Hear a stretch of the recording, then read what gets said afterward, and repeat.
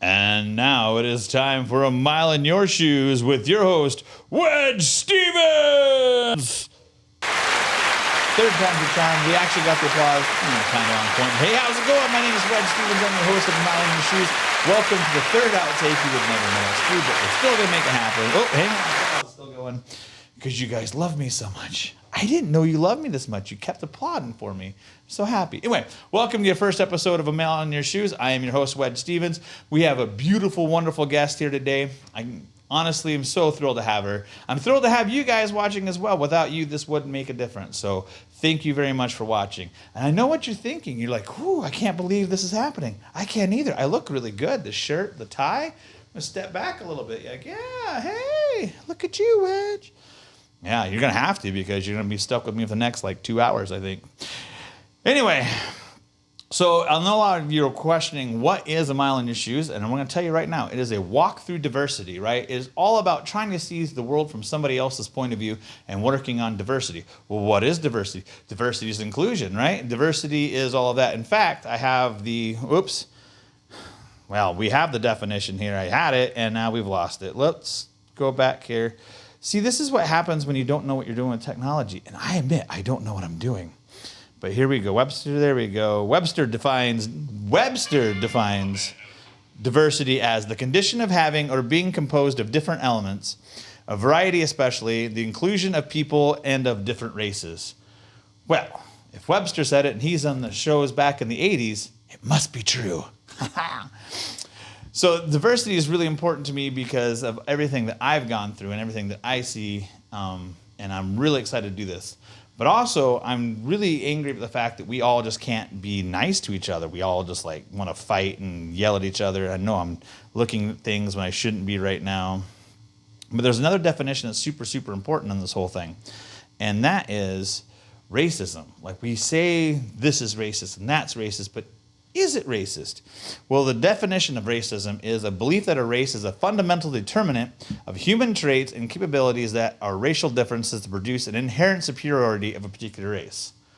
Well, I can't be a racist then because I didn't say anything about hating NASCAR, so there's that.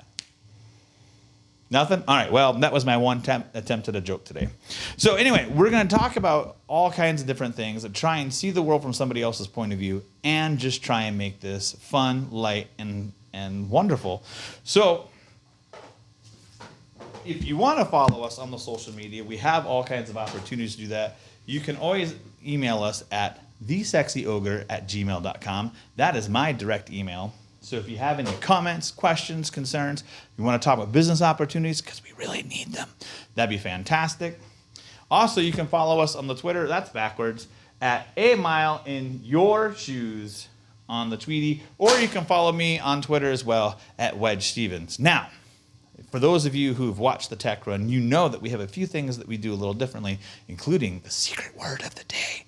Now, if the secret word of the day is mentioned on the podcast at any point in time, the person who says it wins a prize. And if you put it on the Twitter, we'll check it on the regular. I'll give you, let's say a week. You have a week to put it on the Twitter. And if you do that, you could win a prize too. What? No, it's true. You'll win a prize too. Well, you could. You have the opportunity to win a prize. I can't promise prizes for everybody, but the old 3 of you that watch it. But today's secret word of the day is Venetian. That's right. I had to whisper it really softly because our studio's not very big and she can hear everything I'm saying. Can't you hear me? She didn't respond. Well, maybe she can't hear me. That's great. Are you guys ready to get this thing started? We're 4 minutes in and I've just been clowning around. All right. So my first guest of this whole thing that we're doing, I've known her for about 13 years. She's one of the most wonderful people I know inside and out. Please give it up for my, for my really good friend, Kareme.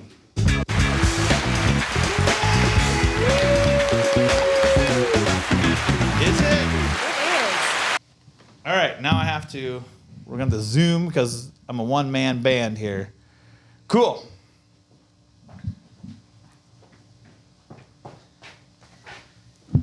as far as I know, everything's still working. So Good. we'll have to keep checking it. No worries. How are you doing? I'm doing great. Great. You look fantastic Thank as you. always. So do you. You are always. Thank you so much. You are welcome. I feel like a giant blimp when I do this on camera.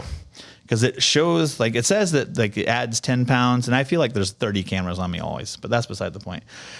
How's life?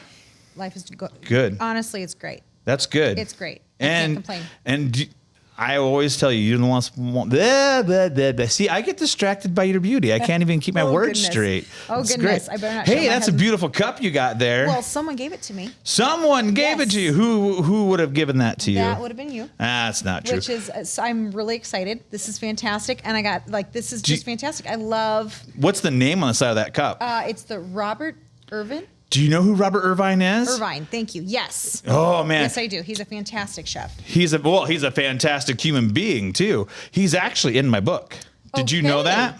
Yeah. I did read your book a few years ago because he gave me a free copy. I gave you a free copy of the book. Which I'm very grateful for. Yes. And I do remember, remind me what exactly he is a celebrity chef. I'm trying to find the spot what I actually wrote about him. He's going to sue me now that I said this.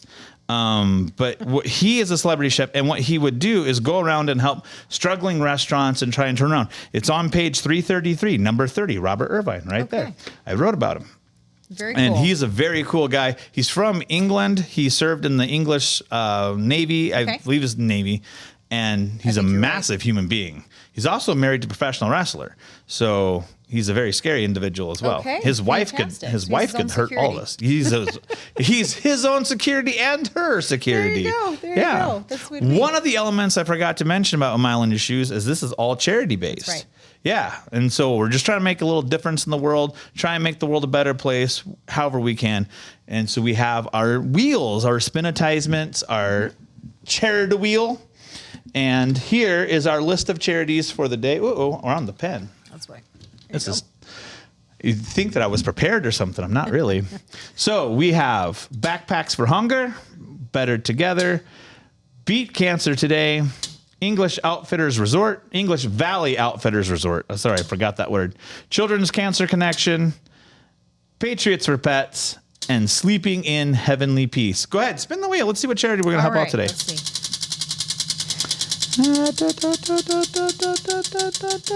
The anticipation's killing me.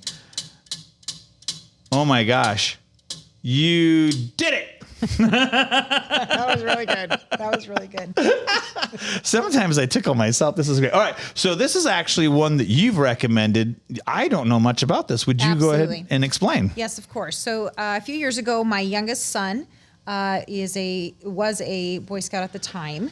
He is currently now an Eagle Scout, but he was looking for an Eagle project. And the Boy Scouts of America, once you get to a certain level and stage in your scouting career, you work on a project that gives back to your community. Okay. I had a friend give me the name of this organization, and we reached out to them. And there is a building here in Marion, Iowa, actually that's what they do.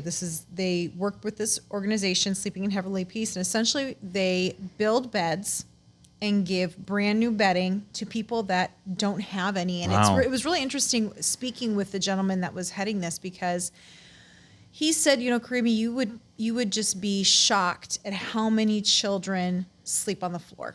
Really? Did he give you a stat or? If he did at the time, I currently do not remember. Yeah, however, it just the thought that, as you know, Iowa winters are pretty brutal. Mm-hmm. And just the idea of someone sleeping on the floor, not for fun, but because they don't have the means to purchase a brand new bed and have bedding, really stayed with me, and it still stayed with me. So I always wanted to do more with this particular organization. And so when you talked to me about being on your podcast, I started thinking about the different nonprofit organizations that are out there, and that's definitely the number one. Well, I'm glad that you brought it to my attention, because I had never even heard of them. So this is fantastic. And so everything that we do today, if whatever we can raise money for, will go to them. Yes. So there you go. Which is really cool. That's awesome. So we're definitely Sleeping in Heavenly Peace. If you don't know about them, please research them on the internet and look them up and everything. And they have their own Facebook page. I'm sorry for interrupting. No, you're good. They have their own Facebook page. You can look it up there. Like I said, there is a local building here in Marion that they work with. Excellent. Yeah. You interrupt me anytime you want. This is about you, not me. I'm just a talking puppet. That's just what I am. Yeah. Great. So are you ready to try and win some stuff? Let's do it. Because this is part of what we do as well, is that the way we're going to try and fund ourselves is to sell spaces on our charity or on our spin advertisement. Okay. Yeah. So 60% of whatever gets when we actually have sponsors on here, these are just random companies that I really enjoy, including one that I've started. The money that they pay us to be on this would actually 60% that would go to the charity, and then the rest would keep us doing what we're doing. So it's fantastic. So and I like to do fun little word games. And so one of the ways that I do this with my niece, the Get of Tar. So this is something that we do. So we're going to do visions of Garage of Dance, which, by the way, I have to say, we're filming in the Dance Garage Studios. They're so wonderful. In fact, they have a free week coming up next week. So if you want to take free classes, did you hear me? Free classes. You can take free classes next week. Free classes. They're free. You don't have to pay nothing. You just show up. Dance. It is a beautiful studio. Oh, yeah. I would say thank you. I had nothing to do with it, but it is really cool. I mean, I tried to capture as much of the decoration as I can. There's some garages over here. And if you make loud enough noise, that wall behind us lights up. Oh, okay. See? Oh, yeah. Fantastic. Yeah. I know the people who are listening to this are really going to hate the fact that I was just stomping my feet. I'm sorry. All right. So Garage of Dance, we have Table of Time, Gate of Coal, Wine de Vrie, Legends of Locker Room, Ta of Sir, Kits of Cree, Port West of Old, and we already did that one, Bridge of Came. Cool. Did we? Oh, no, we didn't. Bridge of Came, Garden of Better Homes, Style of Hotel. Now that's where we started. Go ahead, spin. Let's see what we win. Okay. I'm going to go check the camera. Oh, Ta, Sir. Fantastic. Ta of Sir. Ta of Sir. Oh my goodness. You have won a copper loft pillow. Oh my heavens. Okay. Hang on. Copper loft pillow. This is one of my favorite pillows. Pretty sweet. Thank Everything that I promote, I actually use, and this is one of my favorite pillows. This is very cool. It's firm but yet soft, and that copper feeling, like it feels like it detoxifies you as you're sleeping. That's very interesting. Yeah. Make sure you use that. Serta has this great, and they're fairly inexpensive. They're like $8. Fantastic pillows. Make sure you use those. Thank you, Serta, for allowing us to not be sued by you for using your products. All right. So you ready to get in the meat and the bones of all this? All right. So we're going to start in a weird spot. Okay. You ready for this? I don't know. Do you remember the first conversation I ever had with you? Ooh, was it about faith? It was not about faith at all. Okay. No. I don't remember them because we've had other conversations regarding faith and family and where we grew up. And we're going to get into all of that. Okay, let's do it. The first conversation I ever had with you, you were standing in model's pose, and I was like, "Are you a model?" And you were like, no. And I was like, "No, you're totally standing in model's pose. You should be a model." And you're like, "Whatever." And then you walked away, and I was like, "You're a delightful person. Like, you just let my little autistic brain run with wherever it was going to go." And that wasn't a jab. I really am. I was trying to run food or something. You were standing at the computer typing in an order, and then you turned to talk to someone who was trying to get your attention, and then I just rudely interrupted your conversation by jumping in, which is what I do. I make it all about me somehow. It's all right. That's all right. This is your show. This is your show. It's their show. It's your show. I'm just the talking puppet who's here to try and mitigate the whole thing, right? I'm like a lawyer without the money. I love it. Yeah, there you go. So, life's treating you good? I can't complain. We just recently sent our youngest son, Joseph, who is 18, to college last week. How does that make you feel? Wow. Holy cow. That's what that makes me feel like. When you think about your youngest, it's one thing you're preparing for your oldest to go off to college, and then your second oldest, because, they're right behind the oldest, and they're a little bit more competitive with each other. And then there's the youngest, the baby. Right. And he's watching his older brothers do whatever. And he even sent a text on Monday. He said, "Mom, this is so surreal." This is so surreal. I'm actually in college right now. Right. And so it's definitely bittersweet. You're sending your youngest off to college. Raising children as young adults is a completely different ballgame, and there are not, that I could see or find, books to help you understand, hey, this is how you're going to raise your adult child. When my oldest son turned 18, it was interesting. I was really struggling with, okay, they're 18, and here in America, being Lebanese, so we'll get to that later. You're 18 years old, and a lot of people think that when you turn 18, that's it.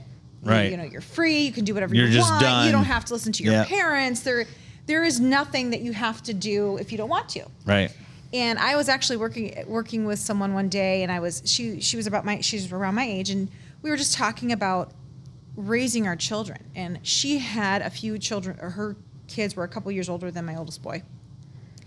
And she said, Kareme, 18 only means that you are legally obligated for the decisions that you make. Right. Okay. And that stuck with me. That really stuck with me, because I thought, oh, that's more of a legal aspect then. So I could understand how I'm going to have that conversation with my son. And I have over the years of, just because you're 18 doesn't mean you stop respecting mom and dad. Right. If you don't agree with something, fine. Let's sit down and talk about it. Right. I'm not going to argue. Not that we haven't. Right. Right? That's just normal. But sending Joey off, he's 18, and knowing, as I've already gone through this stage with my two older boys, knowing kind of the changes that we will see, he will see, his brothers are already seeing in him, Right. is the bittersweet definitely part of it. I mean, you just can't say this is bitter and this is sweet. I think it's just a combination of both of those emotions as a parent. For me. So you said that there were conversations that you wish that you would have had. Like what? What were the things that you were unprepared for having an adult child? Well, I think the main focus when for me when the boys were born was that birth to 5. Okay. Are they reaching all the milestones? Are they healthy? Are they getting enough sleep? Starting them off in preschool. Are they interacting are they making friends, And then you go to elementary school, and then you start to really understand how well are they learning, what are their likes and their dislikes. You're really focused on that. You're focused on, do they want to be in art? Do they want to be in a sport? Once they get to middle school, then you're talking about, adolescence, the start of adolescence. I bet you wish you were prepared for that one. Well,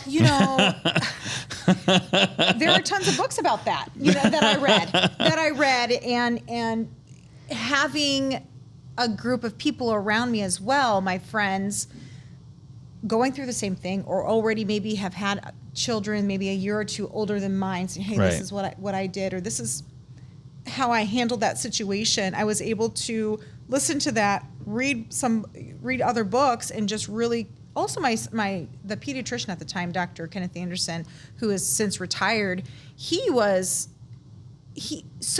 definitely is a man that was very knowledgeable and very patient with me. Okay. And so when I, having my kids, we'd go to the checkups, and I would sit down and say, okay, here are my questions. And I would have them written down.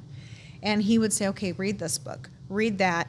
This is what you need to do. And he would say, and I remember one time early on, and he said, now I'm giving you a list of these books, but they're not going to have your answers that you want. Right. And that shocked me. Because I'm like, what do you mean? I can go to a cookbook and open it up and find exactly what I want. Here's the recipe. This is how you do it. For that, Right. Like, what do you mean I'm not going to find the answer? And he's like, you'll get an idea, but at the end of the day, you will have to decide how you want to handle that situation. Right.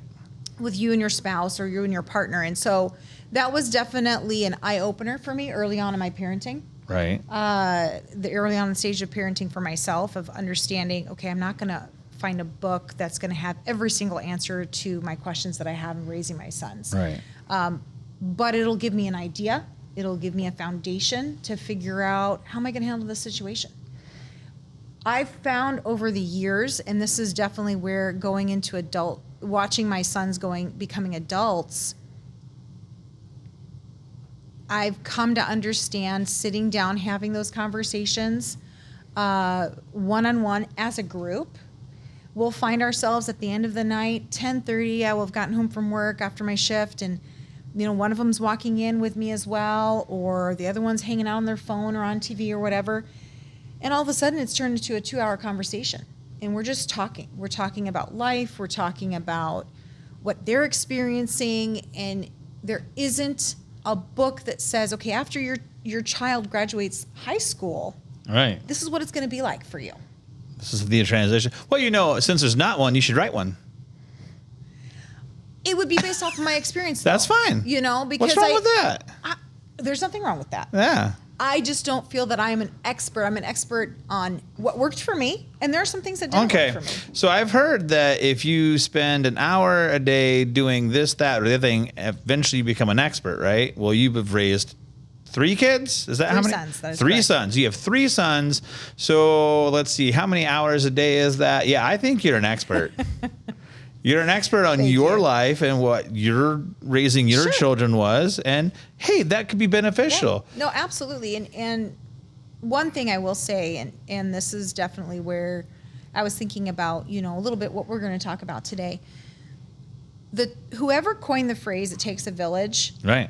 knew exactly what they were talking about. Yeah, that's what happened to me. Whether it's the neighborhood community you live in, the community of parents that you meet, whether it's through their different sport organization or through their arts, whatever they're involved in, those parents help shape you to become a better parent. And it could be also like, I am not going to do that. That's not how I'm going to handle it.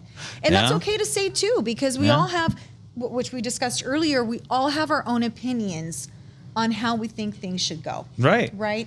And so understanding that definitely allows me to be a better parent as well.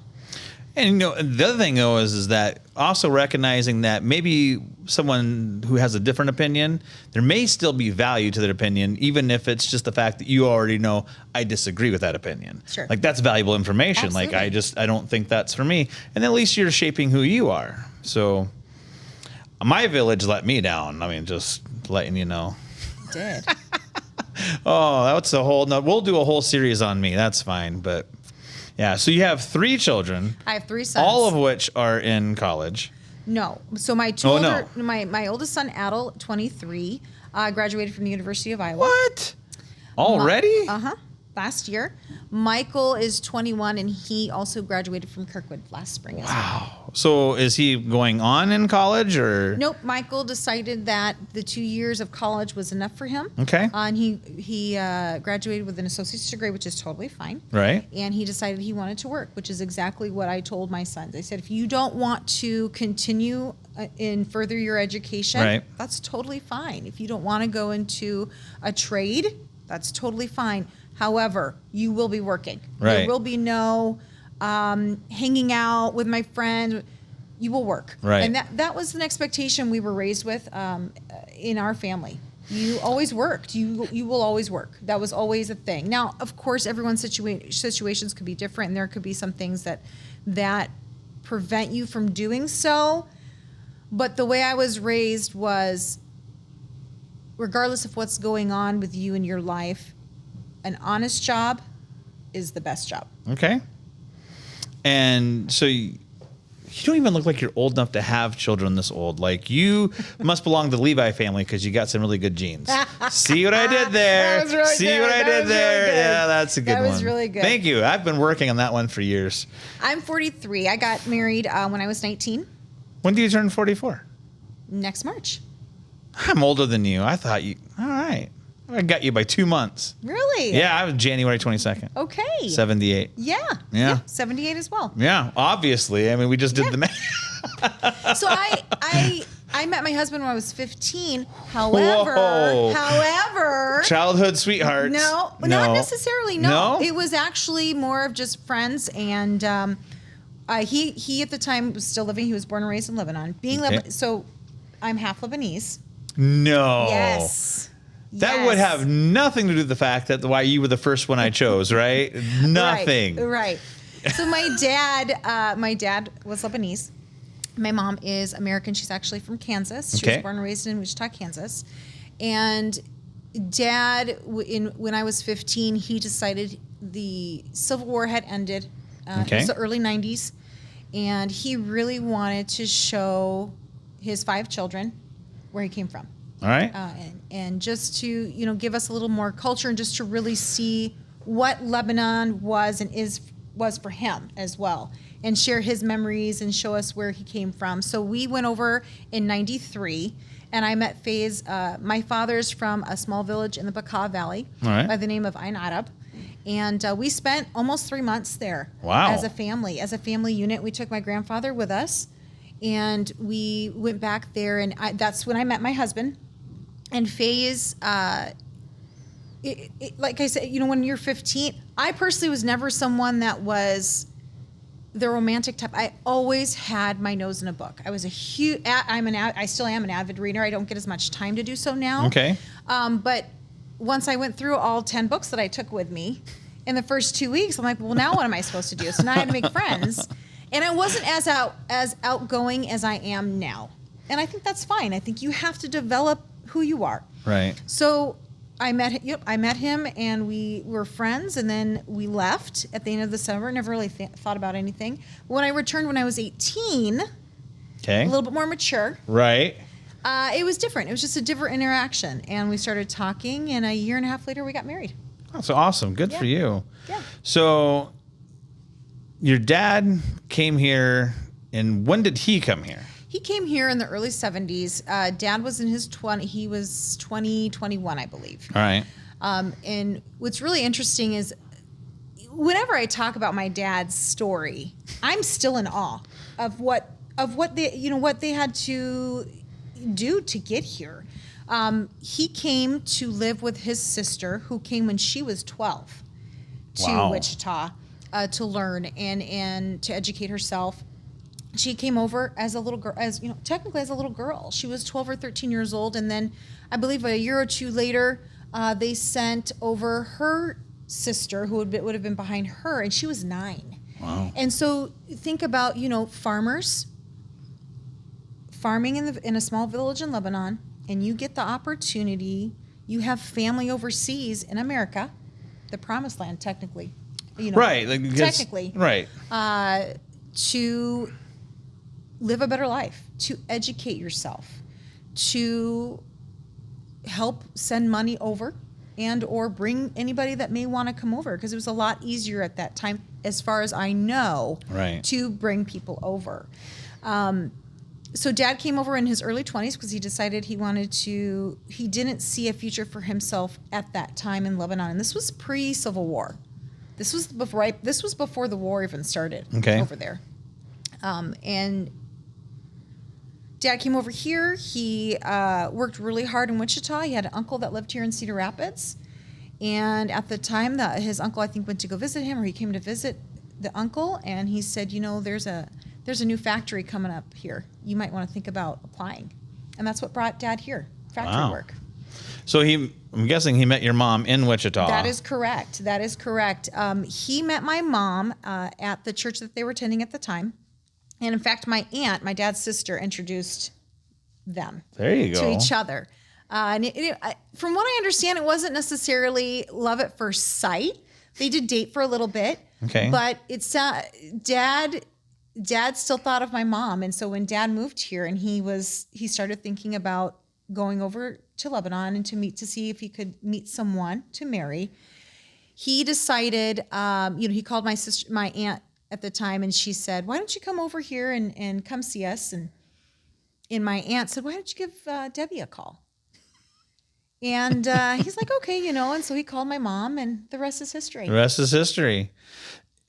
So I have a lot of different questions I want to ask right now. I don't know which one I'll pull out of my head. Okay. So dating for him, being from Lebanon, is it the way that you would think of dating the way that, no, obviously dating today doesn't exist, but dating the way that we did as kids? Is this like a courtship type? Yeah. Is it more like, was there more formality to it, or how does that work for people from like that culture? Sure. I think it's generational. Okay. And I think I think it definitely, we have to look at how we look at things now. We'll say, oh, this generation is, they don't have this, or they don't have that, or their mentality's this, And I really think that at that time for Dad's generation, Mom and Dad came from two different worlds. Right. And so if he were to date someone in Lebanon, that meant that you were seriously considering that person to be your spouse. Right. That was not, you take them out to dinner. As far as I know, depending on the family, that was not something that you would do. Right. However, in a different country, same time frame, right? My mom, growing up in Wichita, Kansas, they went on dates, and the people, quote unquote, courted each other. It was a lot more, I think, serious. And I shouldn't really say that, because I know there are people that probably I know several couples actually that dated in high school and are 25, 30 years later still together. That's awesome. So, I think at that time it was 100% different. But again, the cultures were different as well. Right. My longest relationship is with my phone number. I just realized that a couple of days ago. So people who make it 20, 30 years, congratulations to you, man.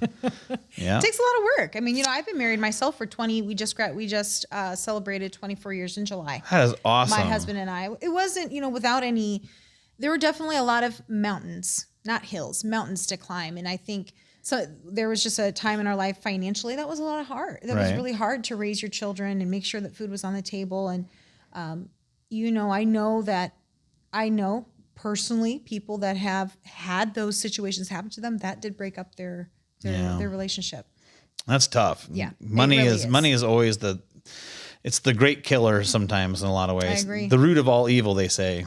And I think in a lot of ways, there's a lot of truth to that. Like, you have people who are, it's unfortunate that money has to be such a thing that is, and I don't know. I have my own opinions and theories on that, but this isn't supposed to be about me. This is about you. Well, and it's interesting that you're bringing that up, because I've had this conversation with my oldest son, and he said, Mom, being a minimalist is the thing to do right now. Right. Not, downsizing, not having the biggest home, not having a lot of items, not necessarily being super frugal with your money, but the need to have all of these things is not a necessity. To him, I say, I think for his generation, there may be a small group of people that think like that. Right. But there is a larger group of people that don't. Well, I mean, you look at it from the point of view of, what do people take in? Like, you see all these rap videos, and you see, and they're just throwing money around, and the big cars and the big mansions, and everyone thinks this is the ideal American dream and all that. And I don't know if that's true. I feel like that's a lot of false profiting in there, because just because you have all that doesn't mean you're happy or good. Mm-hmm. That just means that you found a way to make a lot of money for yourself, like whatever means that happens. Right. So I think that there's a lot of, especially when it comes to like reality TV, that's not really reality, and it shows this glamorous lifestyle, and everyone, this is what you're after. That's not how it should be at all. And I forgot to turn off my phone. With this, oh my gosh. I know, I'm a terrible human being. I love Star Wars too, so you're fine. Or do you? You love Star Wars? Man. All right, you know what? We're going to get into that in a second, because we have to do the wheel again. Okay, let's do it. Yeah, so you're going to do this. I'm going to check the camera, and then we'll bring you your prize.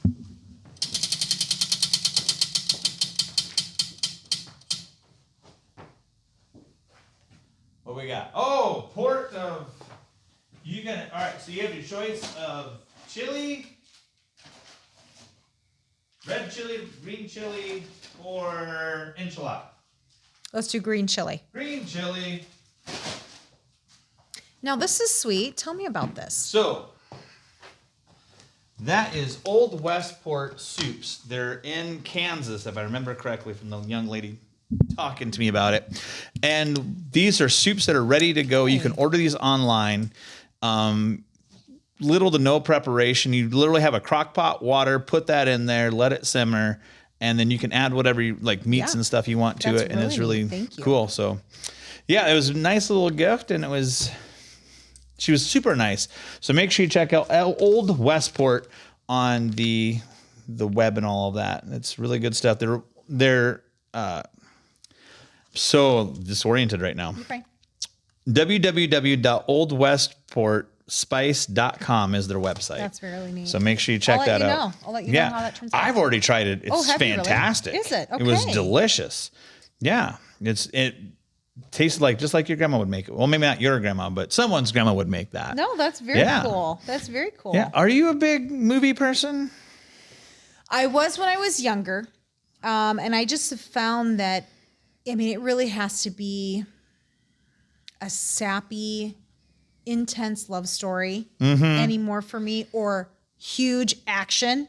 Huge action. I mean, we're not talking just Marvel, little action. Marvel level. Probably that is, aside from any of the Star Wars movies that they've released in the past, probably any of the Marvel. What attracts you to the Marvel? I don't know. I don't know. I think at the end of the day, I mean, you got to have your hero. Your hero that wants to help people. And I think being of service is a huge thing for me. And that could be, and again, you're asking me this and I've never really thought about it. Right. However, those fight scenes are pretty cool. Yeah. And people are always shocked when I say that, because I am a little more docile. I'm always talking to people about compromise and let's work through things and respecting one another, or let's agree to disagree. Right. Type of deal. But I just think it's neat. It's all played out and worked out, and it's just fun to watch. So I have a multitude of questions. Let's go this straight first. So because you say you have your religious background, I know some religions like the Mormons and the Jehovah's Witnesses, because I've studied just about all of them except for Muslim. I did a little Hindu, but a lot of like it's Islam. Islam. Yeah. No, I that's apologize. okay. I apologize. That's okay. You're Islam. Fine. You're fine. This is why I'm the worst person to do this. No, not at all. We learn together. Trust me, I don't have the answers to everything either. But like with the Latter-day Saints and with the Jehovah's Witnesses, they forbid their people to watch anything over PG-13. If it's PG-13 and beyond, it's against God's will. You're not allowed to. Is that the same kind of belief that you guys have? Or? So I'm an Orthodox Christian. Okay. Who you are? I am. I'm an I didn't know Christian. that. I was raised as an Orthodox Christian. Okay. My family is Orthodox. And I have also chosen, and my husband's also Orthodox, we've chosen to raise our children in the Orthodox faith as well. I don't know. I really don't know. That's never been a question. I mean, I guess when you think about religions that are more focused on living in peace, why would you encourage those action-packed films, right? I mean, I don't think it's necessarily, I think it's a personal choice, because we all do have freedom to choose, right? And I think it's just a personal choice. I really can't say, I can't imagine. I don't think it would be definitely something that they would promote, right? But I think at the end of the day, it's really the decision what decision and how would you want to live your life? If that's something you feel like you just don't enjoy it, then don't watch it. Right. I don't think there was never anything told to me, whether by my parents or just by any religious leader, that you can't watch this because. Right. No, I have a hard, that was one of the things for me when I started learning about some of these. It's like, so you can't do this and you can't do that and you can't do that. Wait a second. So what can you do? Like the fact that you're a governing body telling me what I can and can't do, I had a really big problem with that. Sure. Because I love movies. I own, I think it's like 648 or something like that. Holy cow. Oh yeah. my. Yeah. Okay. I love it. And I've actually downsized my collection. Okay. That was. Are you a collector of old classics as well? Yeah, it as long as the story's good. In fact, one of my favorite people in the entire world to watch is Groucho Marx. And people are like, well, he was a misogynist and all that. I'm like, I don't know if I agree with that. Really? I wasn't aware of that. Oh yeah, he's been accused of being a misogynist and all kinds of things, and he was really mean to women and all that. He was really flirty. Like he was extremely flirty. I'll give him that. But he actually helped launch Phyllis Diller. Interesting. She was on his talk show, You Bet Your Life, and he gave her 3 minutes to do a little bit of her act on live television. She didn't know it was happening. He didn't know who she was. Just gave her that opportunity. And he cast Lucille Ball in one of her first movies. Marilyn Monroe was in one of her second movie was a Marx Brothers movie. I just totally turned it again. But No, that's totally fine. That's interesting. That's what we should Groucho do. Marx is one of That's really neat. my favorite people. One of the biggest lessons I ever learned came from him doing an interview with Liberace and then me researching Liberace. And Who is my mother's favorite artist of all time. Really? Liberace. Well, I'm going to give you. She has records Okay. from original. Yeah. That she bought. She has books on him. She has video. I mean, she is a Liberace fanatic. She loves him. He taught me a lesson I will never forget. Which is? I was maybe 9 when I saw this thing on PBS about Liberace. Okay. And he was on stage dressed looking like Elvis, because at the time that's what he looked like. Sure. And this little old lady in the front row was like, "Can I see your ring?" And he goes, "Absolutely. You bought it for me." And takes it off his finger and hands it to her. And I was like, that stuck with me as just, don't ever forget where things come from. Always be grateful and always remember who to be grateful to, right? Because without, like, if no one watches this, this dies. And so and without people like you coming on here, I have no one to talk to. Just me in my little studio here talking for hours on. Yeah, well, I think you're definitely touching on something, though, of supporting one another. Essentially. Yeah, well, not only that, but also being thankful for that support. Be grateful that people are. I'm super thankful that you are willing to come on here and talk with me. I mean, my gosh, thank you for asking me. Everyone, I mean, I love talking about my family. I love talking about my kids. And as we get older, sharing our life experiences Right. and that's one of the reasons that I thought this is going to be so cool. When you came in, the last time you stopped by to talk to me about this, and I just thought, holy cow, how neat is it to share your life experiences with the world? Well, there's so much hate and anger in the world, and people are getting misconceptions. It's like the only way we're ever going to solve any of this is to talk to each other and listen. and actually listen to what is being said. I totally agree. And I have a hard time with that because sometimes I'm already thinking about what I'm trying to get to and not listening. So, man, I'm just super thankful you're here. Thank you. I appreciate it. We've already had what I think, just to let everyone know too, we had a good almost 35 minutes of conversation. Oh, I was probably closer to an hour while I was setting everything up. And because I was so distracted by that, this is take 3 because I forgot to do some of the stuff I was supposed to do because I was enjoying talking so much. Well, yeah, we were already, because we were discussing different topics and what we were going to talk about today. But, it's just easy when you've already lived a life, a whole life. At 43, I'm already planning. We're looking at what can we do to update our home. Again, it's interesting as a parent. It's interesting how everything comes around, because growing and in my 30s, I'm looking at my parents and the decisions they're making for themselves, and I had my own opinion about what they should do. You should find a smaller house. You should do this. Mom, you should go through all of your stuff and give half of it away. And now I literally have my son saying, you should downsize. You should do this. You should do that. And I'm thinking, holy cow, this is just nothing. Deja vu. Yeah. This was a conversation I had with my parents 10 years ago. Right. So, yeah. No, I'm excited. I'm glad. Thank you. Thank you, because without you, this would not happen. So no worries. Yeah. So what else? What else do you want to know about my... Oh, well, all right. So you have obviously young children at a young age. Young adult. Oh, yes. Yes. So how old were you when you first started having to worry about mothering issues? Well, right out of the gate, actually, when we first got married, when I was 19, we decided we wanted to start our family right away. Wow. Yeah. And a lot of that was based off of, I started working at a young age for my parents. My parents ran a small mom and pop restaurant on the southwest side of town that my brother runs. Shameless plug, Michael's Restaurant. Michael's Restaurant. My brother still runs it today. And where's that at? On the southwest side of town. 6th Street Southwest. I don't know if I've ever eaten there. Okay. Well, they're open from 6 to 2. Okay. Monday through Sunday. Yeah, 2 o'clock's usually when I'm getting out of bed. Oh, really? No, but Oh, okay. I was like, wow. This must be early for you then. I normally this is because normally I was a bartender for years and years and years. Oh, sure. So I wouldn't get home until 4 or 5 in the morning. Sure. And then you don't get up until 2 or 3 in the afternoon. That's understandable. Yeah. No, absolutely, because you're working So those hours. I've actually gotten to where getting up at 9:30 every day has been a challenge. Okay. Yeah. Very cool. I almost overslept for this. Oh my I heavens. didn't. Well, yeah.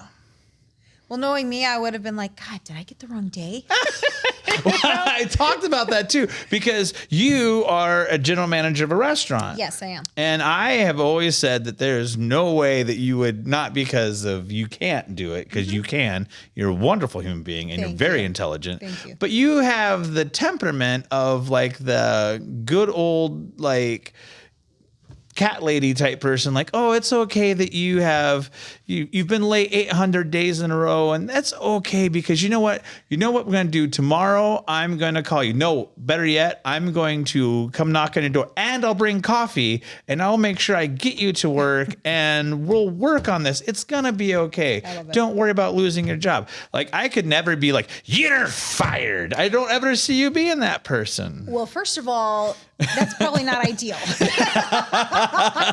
That's probably not ideal. But, I think everyone definitely has that side of them there where they have to lay down the law, and as long as you are consistent and you've been open about how you want things to go. Right.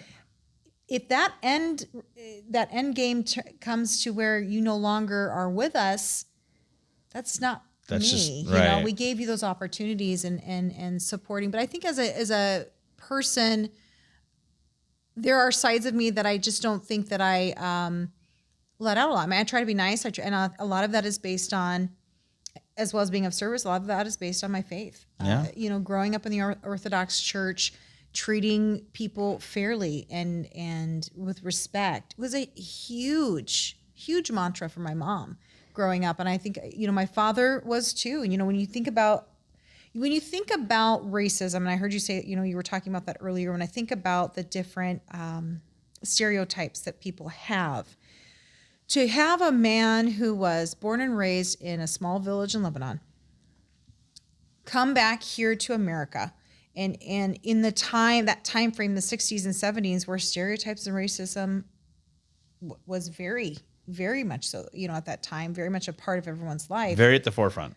I totally agree. Being raised by a man that turned around and would say, it doesn't matter their faith or their skin color, because there are good and bad people in every area.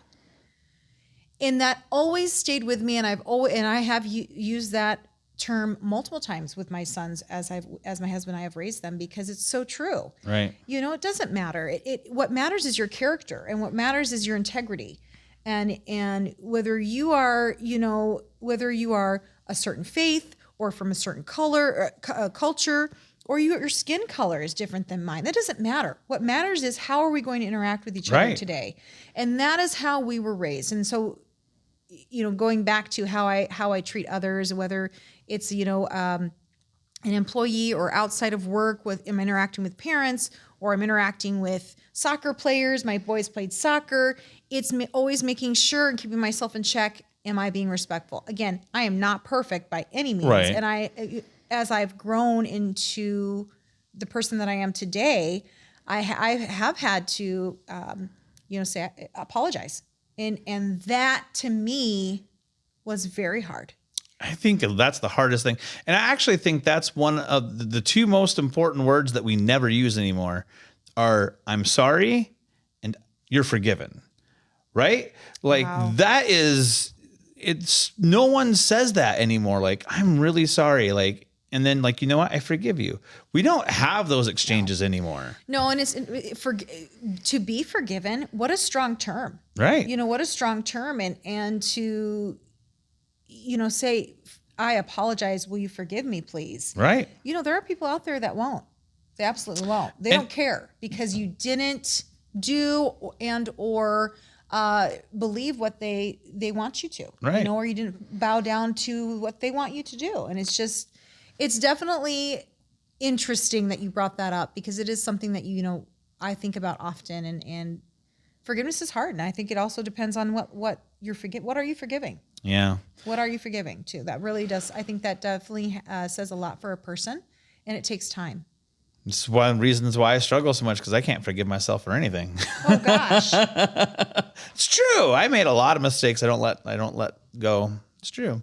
But you got into the restaurant industry. How long ago did you actually get involved in restaurants? Because you said your parents owned a restaurant that your brother runs. That's correct. I was 5 years old. 5 years old. Well, so Dad had, again, Dad lived the ideal dream that every person that comes into America wants to live. Okay. And that's to be successful and to raise your family and to have a comfortable life for yourself and for your family. And Dad was working at at the time it was Cherry Burrell, and he had always been interested in cooking, and he wanted to be self-employed. That's just the type of man that he was. Right. And so he and a cousin of his, who was also Lebanese, decided to partner together for that first year, and they started working on Michael's restaurant. And you can imagine, as you know, when you start something from scratch, how financially strapping that can be for you and your family. So I'm the oldest of 5, and my mom and dad had 4 girls within a span of 5 years. Wow. So when Dad started the restaurant, they just didn't have it was challenging to find daycare, affordable daycare. Right. And so sometimes we'd have to, I can't imagine that happening today, to be honest with you. But sometimes we would have to go and hang out in the kitchen and work in the kitchen. And so you can imagine a 5, 4, 3, and a 2-year-old running around that back little kitchen. Dad was pulling his hair out. So he put somebody to make the toast, because it was a breakfast and lunch restaurant. Right. He would stand, you crack the eggs for me. Now think about what a 5 and a 4-year-old, how tall we are. Right. This big, right? Maybe. Mm-hmm. In order to reach the high sinks, we would stand on pickle buckets. Yeah. And learn how to peel potatoes and help wash dishes, because he was struggling to find a babysitter. They were struggling to afford babysitters.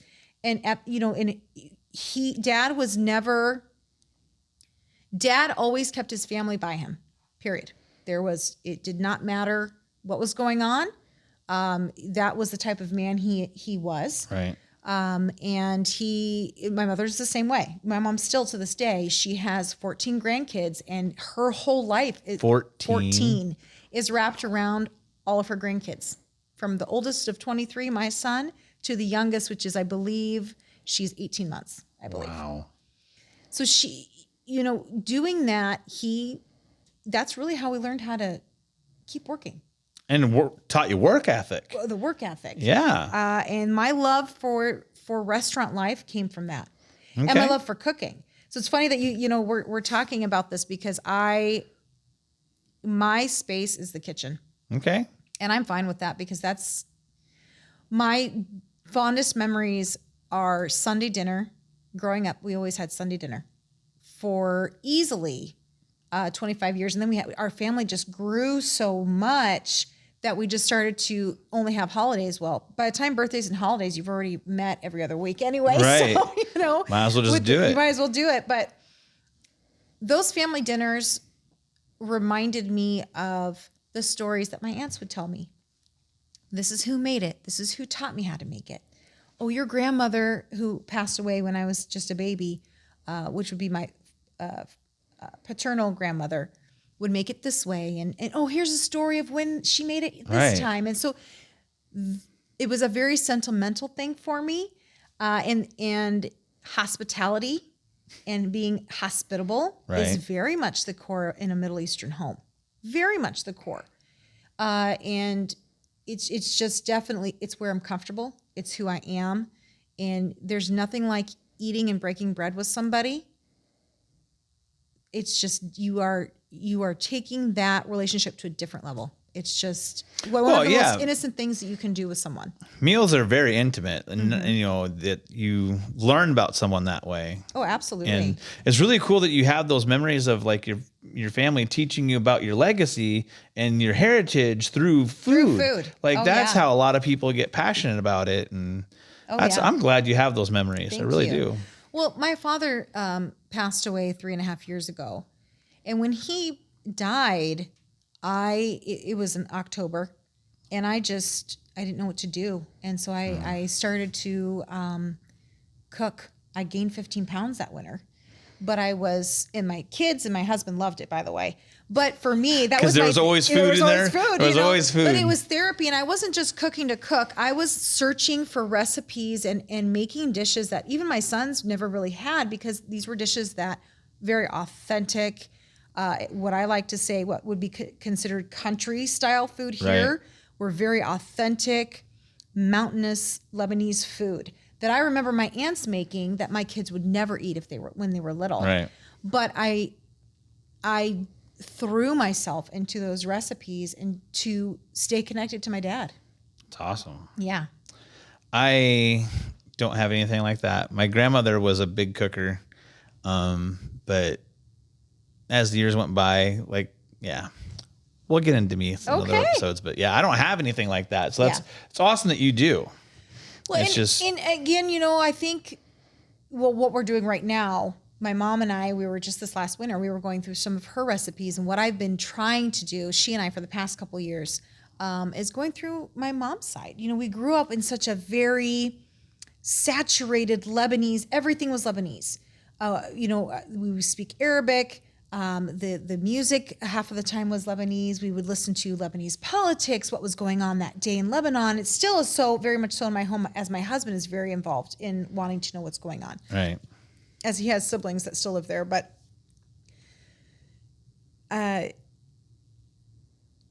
what I've been able to do right now is get to know my mom's side, which has been so cool.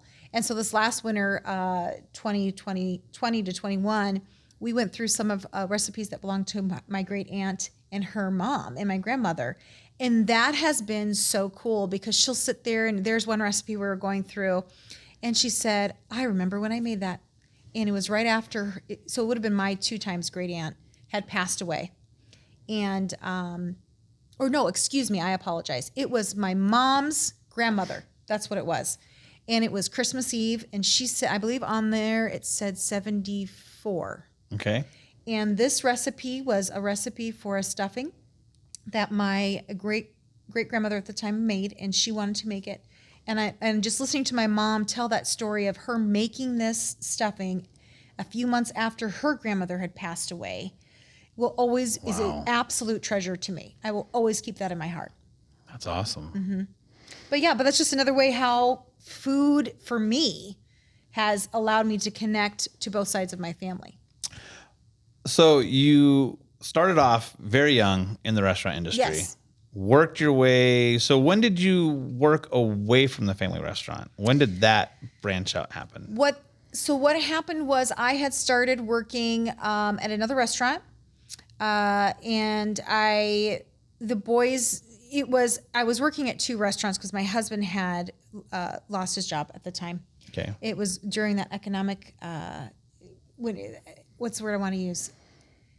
There was depression, I guess, if you will. I don't know if that's the right term. The second Great Depression. Yeah. And he was struggling to find recession. Thank you. He was struggling to find work. I was just working at the time on the weekends because we couldn't really afford daycare. So, and I didn't want to work full time like that. And I was happy staying at home with my sons. And so I would work Saturday and Sunday at Michael's restaurant. And I went looking for another job, and I found a position as a server at Olive Garden. Okay. And it just got to be a lot. The boys were getting older. I was working both jobs. And I had a sister who wanted to work the weekend position. I said, you know what? This is the perfect opportunity for me to let go of one, because I was teetering between which one do I let go, because I love both positions. I love working at both places. And that is how I started fully with Olive Garden. Nice. And then so you started working at a chain restaurant in a very interesting time, because I started working chain restaurants in 2005, I believe. Okay.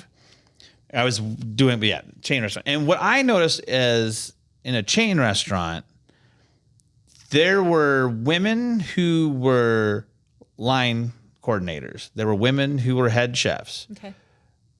sort of. But there were women who were service managers.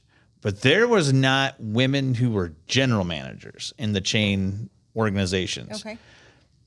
You have climbed into a level of that in a restaurant type setting. How hard was that for you? Like, was it a rough transition? Because I've noticed that since that time, women who were kind of held back are now starting to flourish a little bit.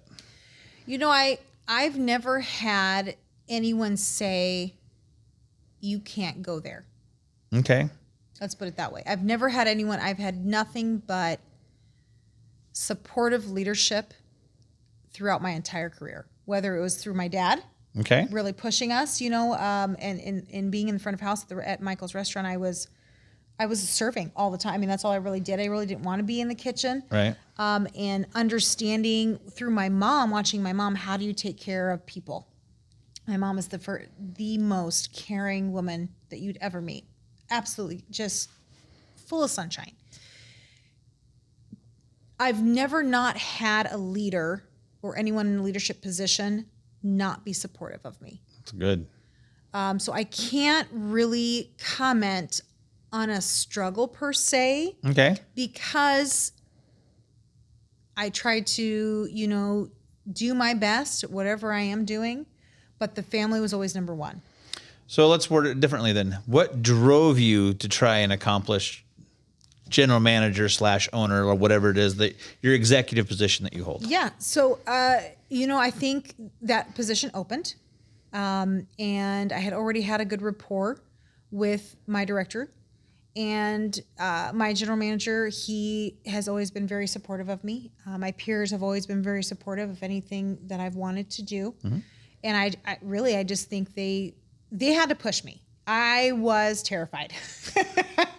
I was kind of terrified because, it's when you go into just like parenting at that next level, mm-hmm. when something brand new has opened up to you, and I'm super comfortable in spot A, and someone's like, I really want to take you to spot B. And it's just like, I'm really comfortable in spot A. I really trying to break the mold. I don't want to shake anything. I don't want to do something that will not benefit that area. Whether it's the restaurant or an organization or my kids even, and I have to think quite a bit. Can I do this, or is this something that I'm going to be able to do? I can't speak enough about the organization. I can't speak enough about the people I work for. I can't speak enough about the atmosphere that I have worked in 14 years, soon to be 15. Wow. Yeah, I can't speak enough about it. But I will say that, again, the decisions that you make for yourself will come back on. Well, they just reflect on who you are. Now, I'm not saying that poor decisions also, and this is what I tell the boys all the time. You're going to make a mistake. The biggest mistake is if you don't look at that and recognize it, number mm-hmm. one, and think to yourself, okay, how did I grow from that? Right. Make sure you know how you grew from that spot or time or decision that you made. If you don't reflect on that, if you don't reflect on, at the end of the day, just being a leader, you can't be a leader of anybody if you can't self-lead. Right. And I've always said that from day one. You need to be a self-leader. But if you also don't acknowledge the mistakes that you've made and try to grow from those mistakes, you can't self-lead and you won't be the best leader. I feel like that's my opinion. You got to turn negatives into positives. You absolutely do. Yep. You absolutely do. And moving in an industry where I guess I never really look at you're my barrier or I can't reach that, because when I want to do something, I do it. I believe you. When I want to do something, I do it. But again, always saying that my family's forefront. Being a mother is the number one position that I hold. And anybody that knows me knows that. It's awesome. Anybody that knows me knows that. And I think that there's something, a lot of people say that, and there's a lot of lip service, and then a lot of people like, oh, my family's more important. But then when it comes, well, you have to make a choice between going to work or Timmy's first soccer game. Man, I have to go make that money and all that. Like people really have forgotten. Like I know I put my job before my kids, justifying it to myself that I was doing it for them, but all the things that I missed out on that I should have been there for is just kind of, and I'm saying that I think that you are fantastic because I know that when you say that, you mean that your family is thank first. you. I mean, to sit here and say that I made it to every single soccer game, I did not. Well, no. I didn't. And my dad didn't, my parents didn't either growing up. And that's something too that I've had to explain to my kids, and my husband has had to explain to our sons of, at the time, they may not have understood it. They probably never will. They may or may not, ever understand that. But when you take on a position like in the hospitality industry, whether it's hotel or restaurant, you're going to work those night shifts. Weekends and nights. Absolutely. That's Factory where you're going to work. You're going to work first, second, or third shift. Yep. That is reality. And so it truly does, when you sit and think about, it's not how much time you're spending, but how well are you spending that time with your kids or with your significant other? Are you investing in experiences, or are you just doing whatever? Absolutely. Yeah. Absolutely. Experiences are really important. So I have a weird question. We're going to backtrack a little bit because chain restaurants change their menus all the time. Do you ever sad when a dish goes away? Like, have you ever eaten something that was so amazing, you're like, and then they take it away from you, like, why are you doing this? Why do you hate me? I think for me, for someone who absolutely loves cooking in general, new dishes are fantastic. If you stop trying new recipes, new dishes, you're not growing. Yeah. And that, trying to make a new, I have a macaroni and cheese dish that if I make it and I've made it differently for my kids. Holy cow. You think it's the end of the world. So there's that. Well, there's a heritage there. This is the way you've always, and later in life, it'd be like, hey, you didn't make this the way I remember as a kid because it was special to them. Right. That's right. That's right. So I really don't have an opinion necessarily to that. I mean, I think change is good. I was really mad at one of those restaurants because they took away this, I forget what they call it. It was some word before it, but there's apricot chicken something or other. I can't remember what it was called. Okay. But I was really mad at them because they took that away from me. Have you tried making it at home? I'm not that talented. Okay. I mean, there's an option. Yeah. There's that. Hey, what would you call someone from Venice? I don't know. Kareme, I'm trying here. You're not working with me. I'm sorry. Don't you remember there was the apricot dish that they used to make at that one restaurant they took away? It was really popular for a bit, and then they had apricots and chicken, and I think there was some kind of, it was named after people from Venice. Yeah. Just say Venetian. Make me happy. Oh, Venetian. Sorry. Ding, ding, ding, ding. I got it. Yay. Secret word of the day. You win a prize. Oh, my gosh. Okay. You said you love chocolate. Oh, my heavens. And I love these more. So there you go. Gosh. So you're going to win. You get those for yourself. And if someone goes on to the Twitter and they type in Venetian in the next week, we'll draw a winner and you'll win a Fiero collection as well. So very cool. Well, thank you. I was trying to figure out. I thought that'd be an easy secret word today. I'm sorry. I didn't bring anything for you. You don't have to bring nothing for you. You brought yourself and you've given me your time. Thank you. Actually, all right. So we have one more wheel spin we have to do. But this time, is there something on there that you want for yourself? Because you've gotten two kind of weird ones. Is there something on there? No. I love this game. All right, you play. Spin it better than that. That was a terrible spin. Here we go. It's like Wheel of Fortune. That's kind of the idea. Yeah. What do we land on?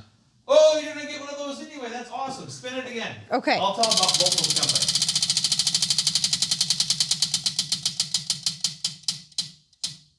again? Are you kidding me? Well, Third time's a charm. here we go.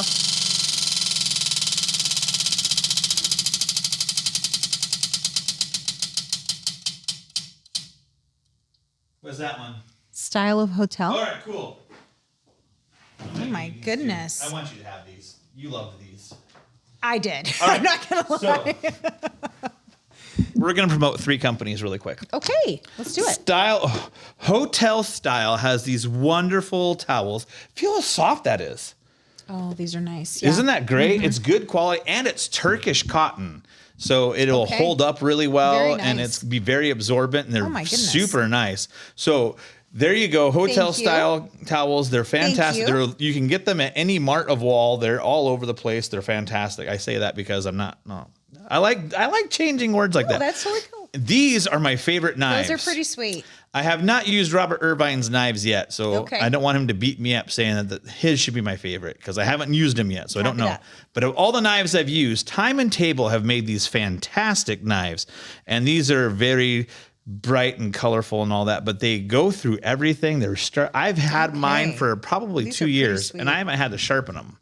They go through everything. They're fantastic. So Time and Fantastic. Table. Well, thank you. Yes, make sure you do that. And then Visions of You is a self-esteem photography business that I just started. Okay. Yeah, it started with one picture I took of myself because I have serious self-esteem issues. Okay. I know that's hard to believe, but it's true. And I was like, you know what? I felt really good about that picture. I felt sexy. I felt like, wow, maybe someone would actually find me attractive and want to date me someday again. And I was like, you know what? If I could give that feeling to somebody else, I will totally do that.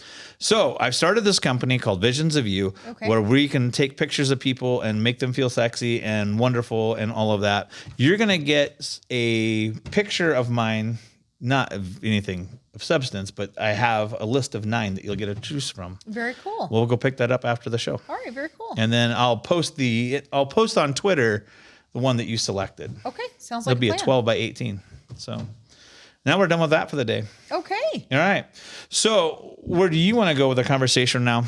I don't know. We How are much time do we have? we have already hit our limit of how much time I wanted to cover. We're like an hour and 24 minutes. Well, see, that was super easy, and that doesn't even. We're not even including the like 30 to Hour 40 before minutes. that, and we did. And you know what's weird is the hour before that, we actually got into some like deep Yeah, we sure conversation. did. Yeah, we absolutely. should have been recording that. Well, I think what you're doing with your show is really neat. Is because you are showcasing different. Yes, you are. You're showcasing. Oh, my phone is actually. You Oh, failed. jeez, I did.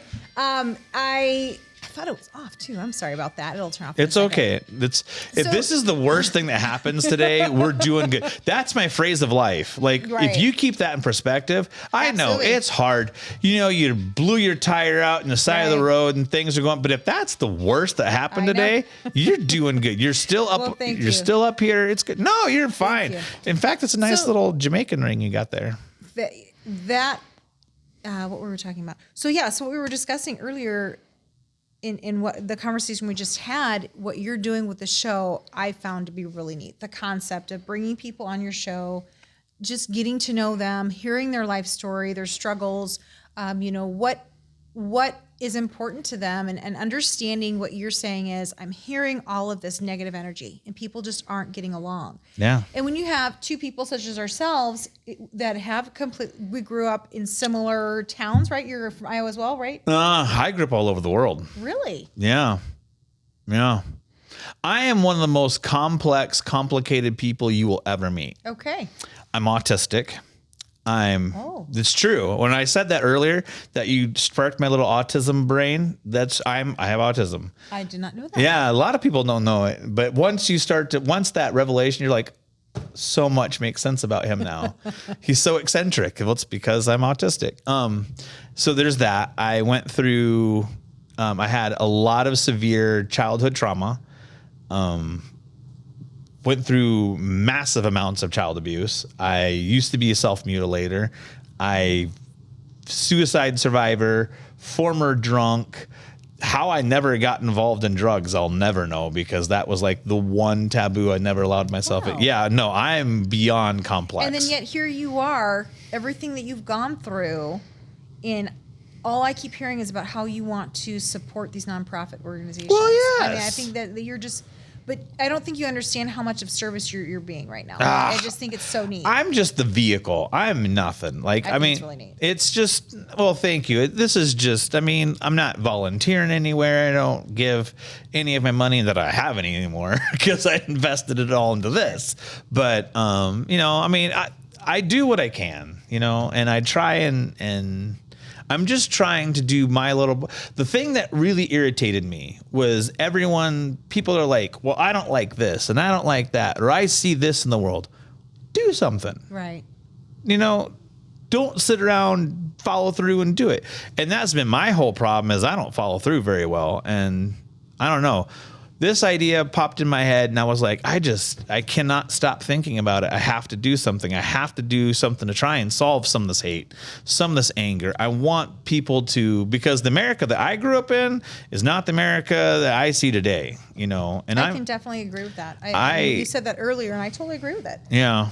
When I was a kid, I remember patriotism was a little higher. People were willing to help each other out. Like you would see people on the side of the road, car broke down, and there'd be other people pulled over to help them out. And now it's like, well, we don't know if he's going to try and human traffic us or whatever. And people get leery about helping each other out. And it's like, man, we're all in this together. That's the one thing we forget. It doesn't matter what color you are. We all have the same emotions inside. And if we're not helping each other, who's going to help us?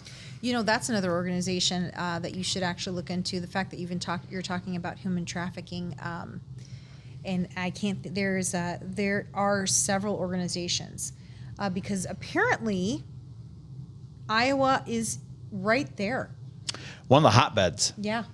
Marshalltown was having a huge problem with it for a while. Which blows my mind away because I mean, when you think about Iowa, you think about. And you hear other people that from other states that come to Iowa, and they will say about us Iowans is how nice we are and hospitable we are just as a people that live and grew in the state of Iowa. To know that, you know, and I just can't help but wonder why. You know, why are our children, are our women, our men, why are we so prone to that? You want prone to being captive and taken. It just blows my mind away. You want your mind really blown? The one people that I will never stop defending, the one group of people, and really in a lot of ways, if you want a real story, one of the reasons this happened is because someone on ESPN was talking about how the names of the Native American teams need change. All of them need change. They all need changed because it's racist and all of these other things. My great-grandmother was Blackfoot Indian on my mom's side. Okay. My dad's side, and I shouldn't have said Indian, I should have said Native American. My dad's side, my great-grandfather came right off the reservation in Durant, Oklahoma. He was Cherokee. So I have a very, very big heart for the Native people. Their issues do not get talked about at all. Isn't that interesting? I totally agree with that too. 1 in 3 women are either raped or kidnapped off the reservation. No one talks about it. No one talks about, when we talk about diversity and race and all that, we never speak of the natives, even though this was their home, taken from them with their own blood. That's true, yeah. And the last remnants of their culture in our culture is these sports teams. And I understand that the way that some of these things are treated, no one wants to feel like they're being made fun of, and I totally get that. But once you take that away, how else are they going to come into the conversation? You know, I have never heard anyone talk about the fact that they are wanting to remove these names the way you are.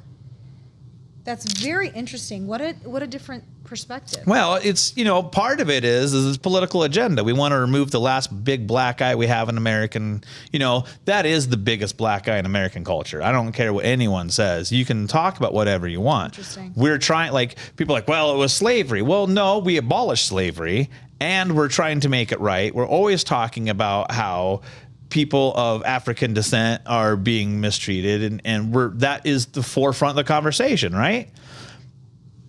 We don't talk about Native aspects at all. We don't talk about the fact that drugs ran rampant through the reservations. We're not talking about how alcoholism is the highest it's ever been. Suicide rate is super high in the Native Americans. We don't talk about any of that. We don't. It's just really. Why do you think that is, though? Because they're ashamed. I mean, this whole country was their land.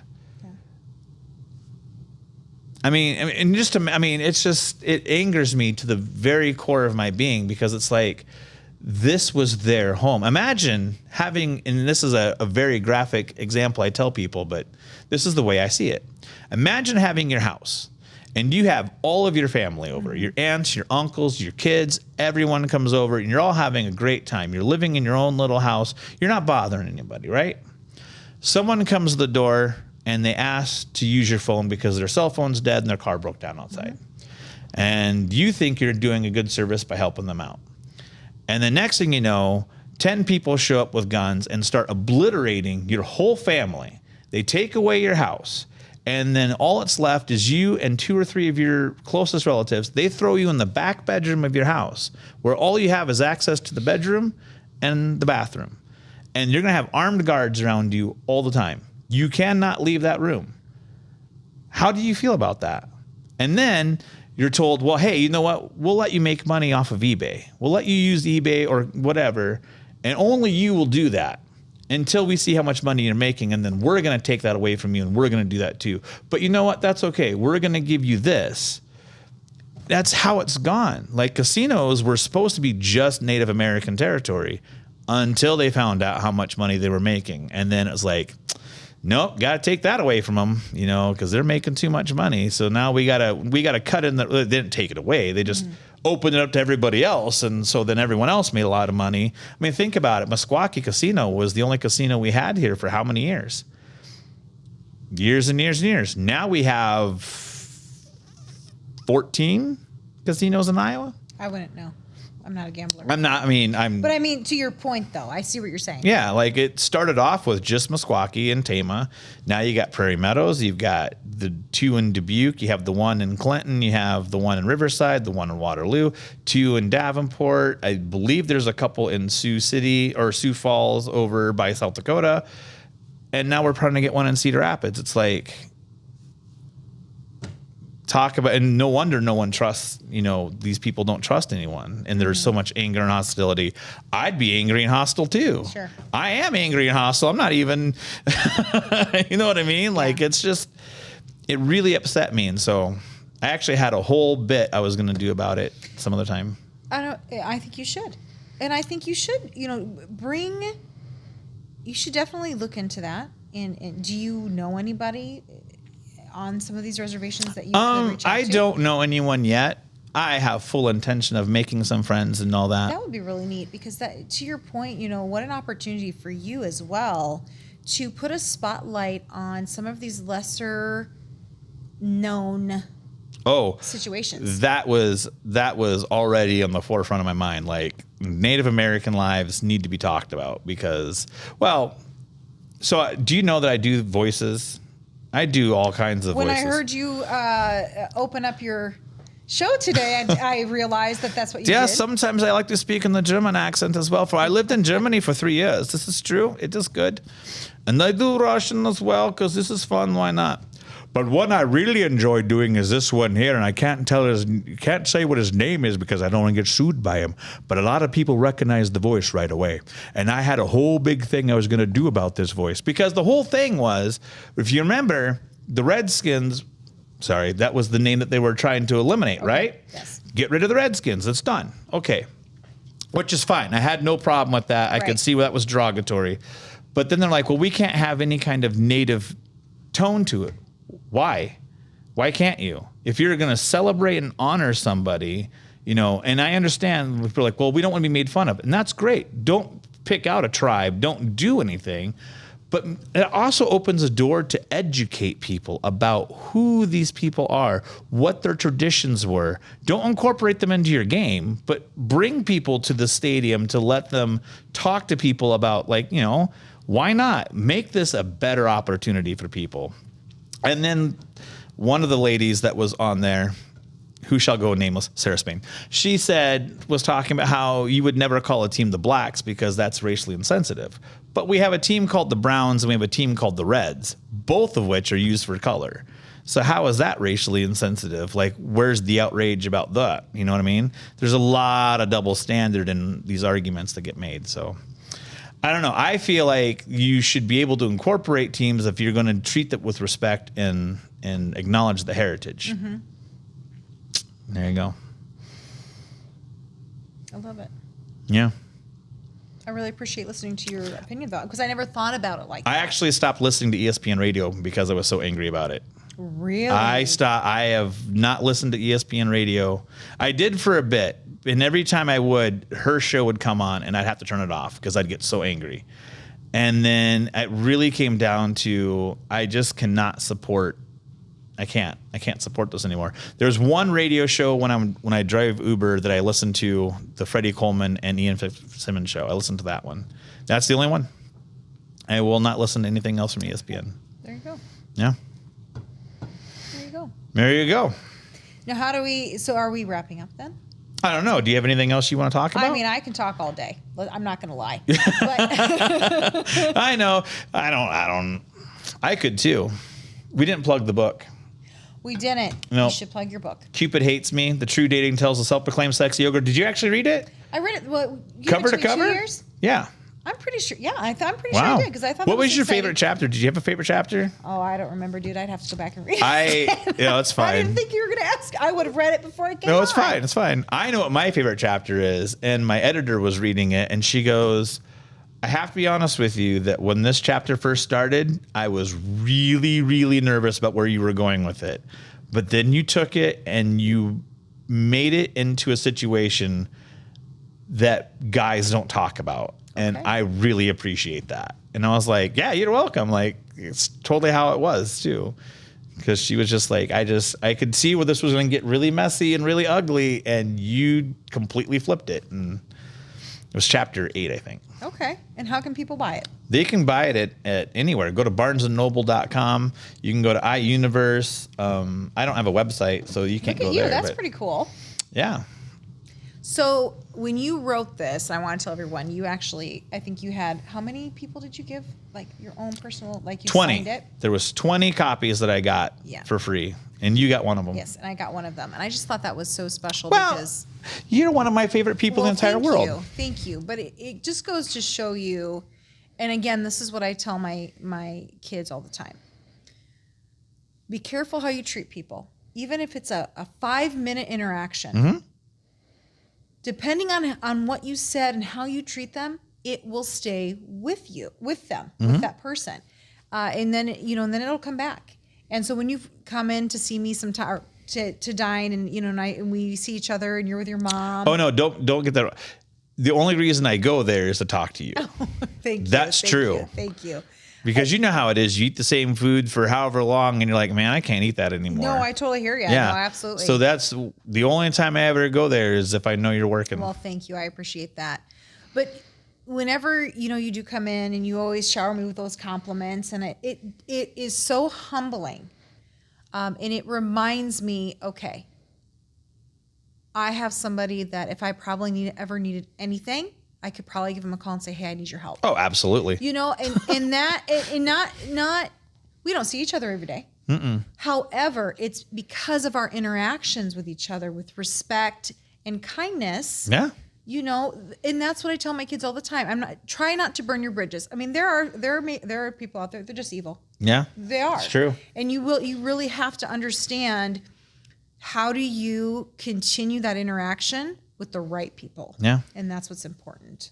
Well, I mean, that's what I've always said about you is you're one of the most beautiful people inside and out I've ever met in my entire life. Thank you. I appreciate it. It's not just the fact that you have genes from Levi. It's that you You really have a great humble heart, and I really appreciate humility.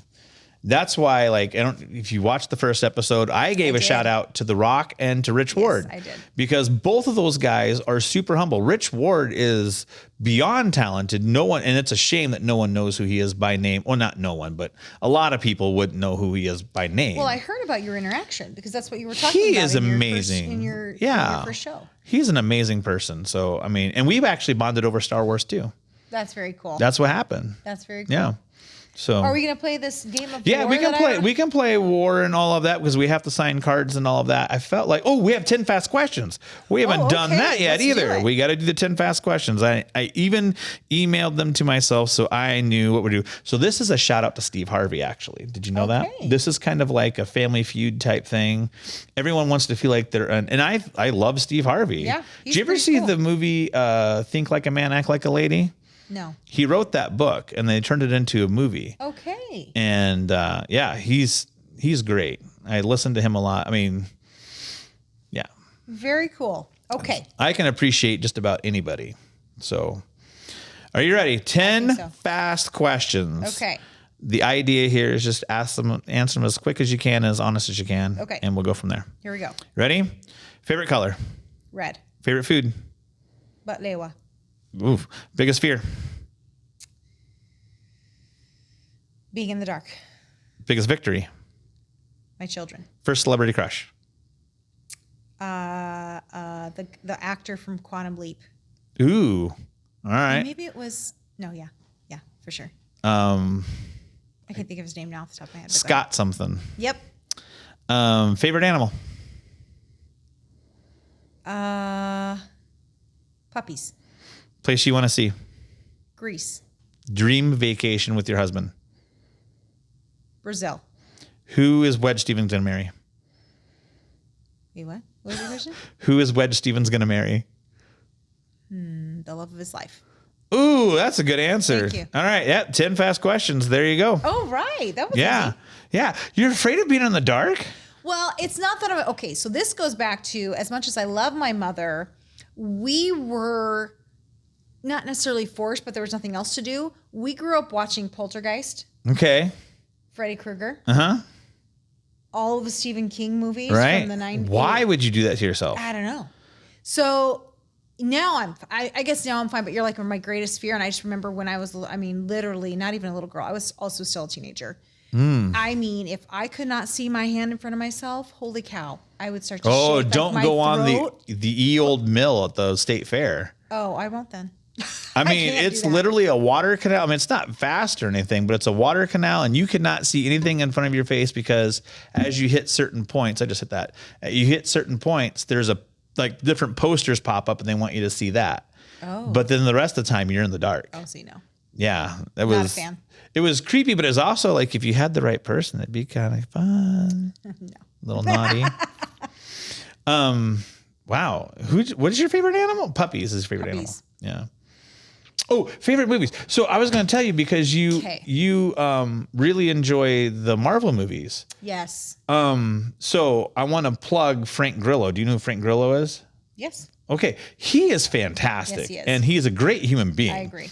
And he is in this movie called Warrior. Have you ever seen that? I haven't. Tom Hardy and Joel Edgerton. It is a fantastic movie. I'll give you my copy. You can have it. I'll bring it to you sometime. Cool. You can watch it. Okay. It is one of my favorite movies, but he is really great in that movie. And he's in one of the Purges, two of the Purges. Oh. The second one was way good.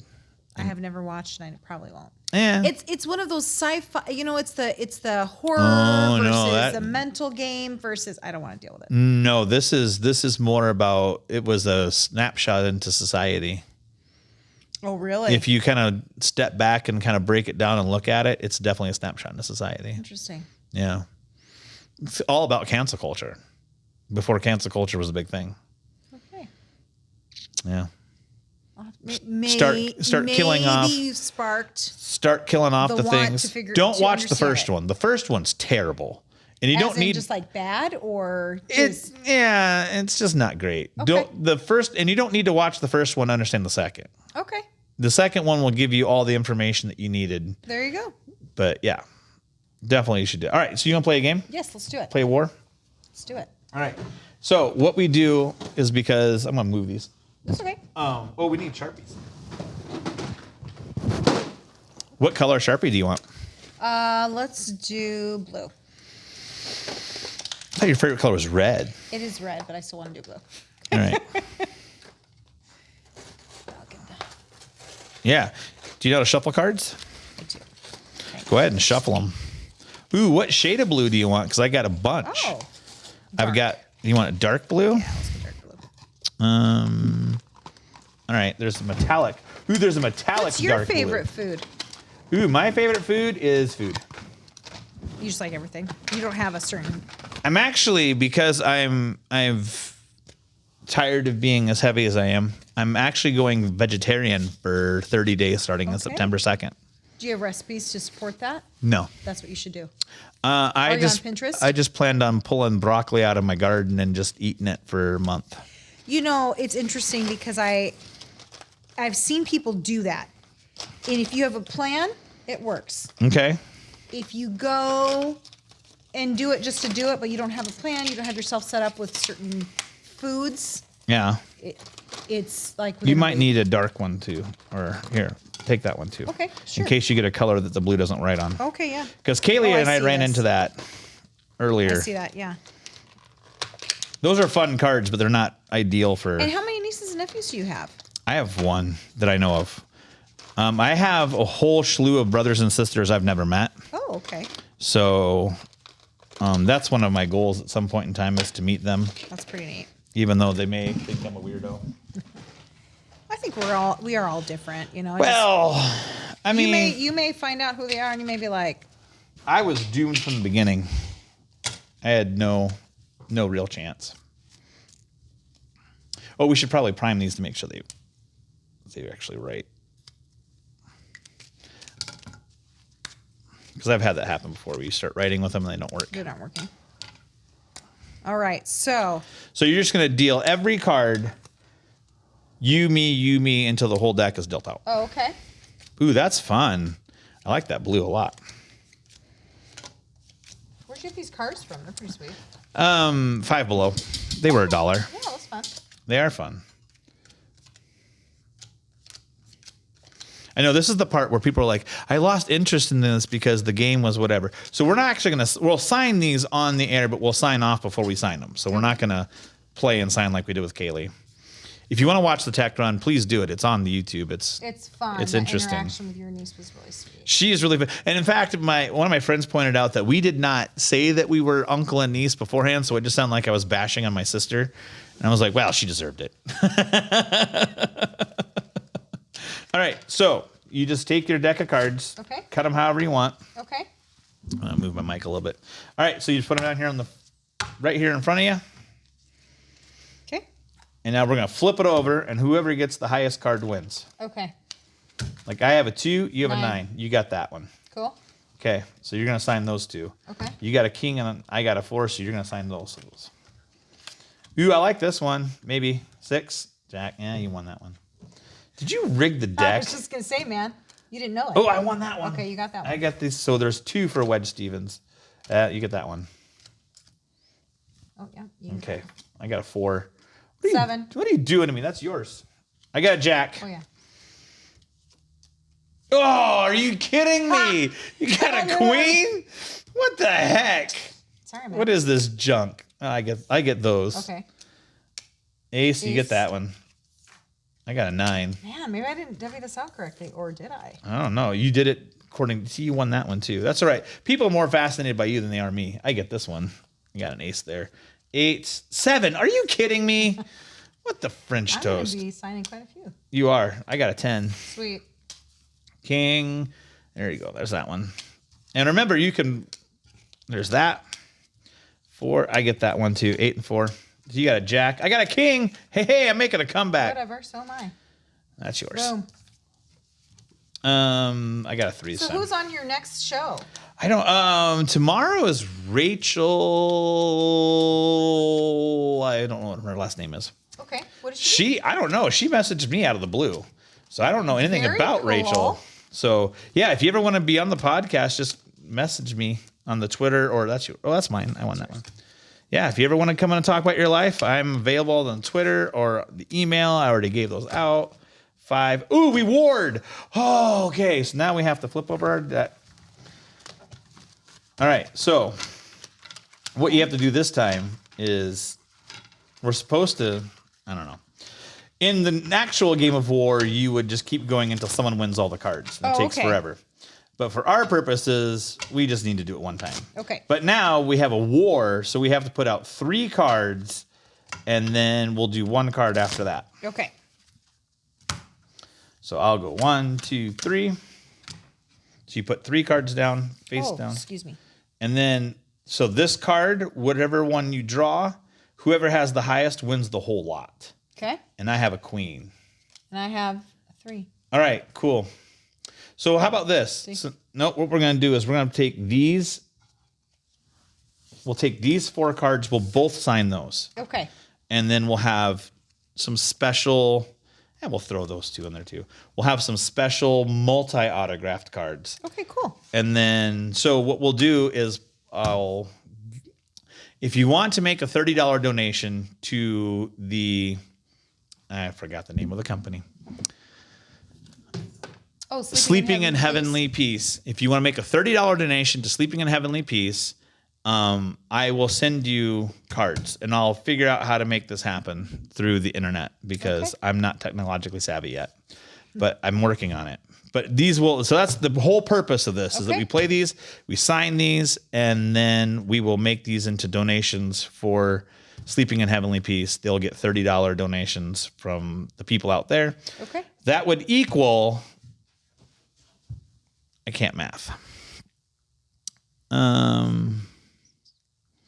52 times 30 would be $1,560 if we sold them all.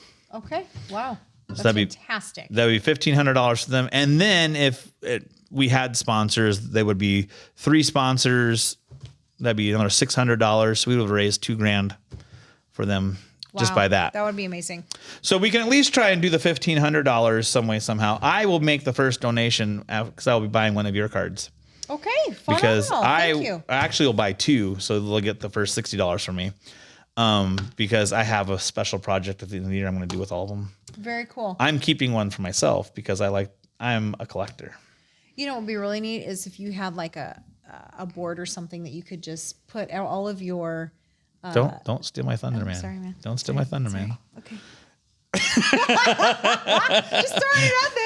That was kind of what I was going to do. Is Hey, this was a lot of fun. make I a lot really of appreciate it. Well, no, hey, was fun. I appreciate you coming on and taking your time out of your day to do this. I know Thank you. People don't think it's a big deal, but I mean, I'm asking for 2 or 3 of your hours of your time. Yeah. That's a lot. I mean, you've been here since 11 and it's Almost 2. almost 2. That's 3 hours of your day. Plus I have to feed you because I promised I would. There's that. So we get to break bread. Awesome. Yeah. That's my favorite thing. All right. So now we have one other thing left to do. Okay. You watched the first episode. So I did, twice. We are going to do the one thing I hate about our culture is we always wait until someone's dead to tell them how much we appreciate them. We always wait. We don't ever do it while they're alive. Like, someone dies, it's like the outpouring of love. And it's like, well, did you outpour your love while they were still here? So I want to give you the opportunity to outpour your love for whoever you'd like to outpour your love for. I always do one celebrity and one family member, but Perfect. I'm on here all the time. Celebrity. Currently, I have been following Daphne Oz. Okay. She is Dr. Oz's daughter. She has been someone that I have really been following actually this summer in her journey of trying to do that whole losing weight, raising a family, being writing her own cookbook, juggling and finding what I don't know necessarily if there is such a thing anymore, balance in life. I've really admired her. She's inspired me to think differently, to think how to prepare my dishes differently. And I've really it's just another woman who's trying to do what we all are trying to do and just find happiness and peace in our lives. And I've really enjoyed following her Instagram. That's awesome. Yeah. And a family member would definitely be my mom. All right. My mom is such a strong woman. She has raised 5 amazing people. She has her home open to everyone 24 hours a day. She would do anything and everything for her family. And that includes, going and having a conversation, and not a very good one. If someone's making it rough for her kid or her grandchild, and the tenacity that my mom has, the respect she has from not only her family, but from the community, is such an inspiration. And I definitely hope that one day I can reach that level of awesomeness that she is at. Sounds like she's an amazing person. She is an She can come on and talk about her life if she wants. It's a fantastic life, yeah. She can come on. I'll have her. I mean, can you imagine an American woman who married a Middle Eastern man and then raising a family and all of that? Hey, you know what? That's what this is all about, is trying to see the world from her point of view. That's just two different cultures coming together and then raising these kids. She has an open invitation. If she ever wants to come on the show and do this, I will gladly have her. Thank you. She's very welcome. This has been a lot of fun. I'm glad you had fun. I didn't really think about mine for the day. I will go ahead and give my shout out to my children, because I don't say that enough to them. And I just found out today you have 4 children. Yep. And 2 grandbabies.